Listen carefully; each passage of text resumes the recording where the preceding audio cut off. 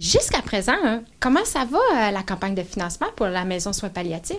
En fait, ça va très bien. Si on se remémore un peu les derniers événements à la mi-novembre, nous avons lancé la campagne majeure de financement et nous avions annoncé là, avoir ramassé 3,3 millions sur notre objectif de 5, un objectif bien ambitieux. Et donc, depuis ce temps-là, on avance. Donc, on est rendu un peu plus loin. Là, je pense qu'on dépasse les 3,5 millions à l'heure actuelle, là, sans faire une mise à jour bien officielle, mais ça avance bien. Et je pense que sous peu, on pourrait peut-être éventuellement parler de notre terrain, pour lequel on en avait d'ailleurs parlé là, lors du lancement de la campagne majeure. Mais on souhaite qu'au printemps, on puisse faire des annonces en ce sens. Bien, justement, pour le terrain, le dossier du terrain, hein, comment ça avance? Parce que c'était zoné agricole, hein? Exactement. Donc, on travaille là-dessus, puis il y a des avancées. Donc, c'est pour ça que je parle qu'on espère qu'au printemps, on puisse annoncer quelque chose de plus officiel de ce côté-là. Vous allez avoir un événement sportif bientôt à Pin-Rouge, c'est quoi? Oui, effectivement, nous allons avoir un événement sportif le 29 mars qui s'en vient. Donc, la station de ski Pin-Rouge et la maison de soins palliatifs s'associent ensemble pour faire le 12 heures Pin-Rouge. Donc, c'est un défi sportif, un défi où on peut marcher, rouler en fat bike ou skier. Donc, skier en montant la côte en ski et redescendre ou tout simplement avec les télésièges, le mode standard, si on pourrait dire.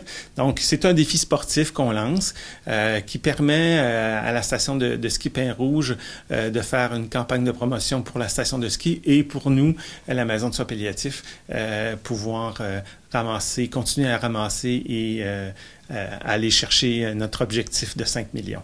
Comment ça fonctionne? En fait, donc, on peut aller sur le site de la Maison de soins palliatifs, sur le site de Pin-Rouge, ou simplement, si vous faites dans les moteurs de recherche 12 heures Pin-Rouge, à l'arrivée, vous vous inscrivez dans une équipe qui est un minimum de 4 personnes.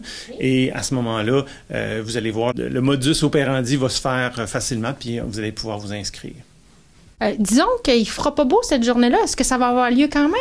En fait, j'encourage tous les gens à venir faire ce défi. L'année passée, c'était magnifique. On l'a fait dans la pluie diluvienne et je pense que ça peut pas être pire que ça. Donc, j'imagine que le soleil va être là pour cette année, l'édition 2025. Mais oui, ça va se dérouler comme prévu, là, peu importe la dame nature.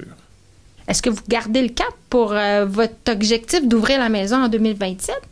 Oui, on garde le cap. Puis évidemment, on souhaite, si on peut le faire avant, on réussit, on le fera. Mais c'est clair que pour l'instant, je pense que le cap est toujours valable pour 2027. Pourquoi ça vous tient à cœur, la maison de soins palliatifs? En fait, c'est juste pour dire que dans toutes les régions du Québec, on a la possibilité d'avoir accès à ce genre de service-là, une espèce de service 5 étoiles dans un contexte de fin de vie. Alors, je vois difficilement pourquoi pas que la Gaspésie puisse se doter d'un pareil service. Donc, ça m'apparaissait essentiel. Voilà. Donc, c'est pour ça qu'on veut développer ce service-là dans la baie des Chaleurs. Bien, merci beaucoup. Puis on vous souhaite un bon défi 12 heures à Pin-Rouge. Merci à vous.